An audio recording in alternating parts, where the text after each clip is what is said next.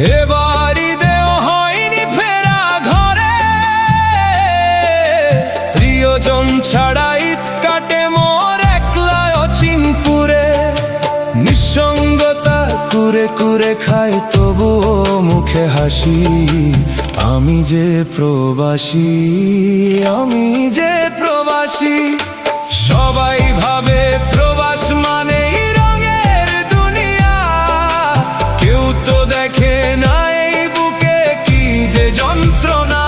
তবুও ভালো থাকুক তারা যাদের আমি ভালোবাসি, আমি যে প্রবাসী।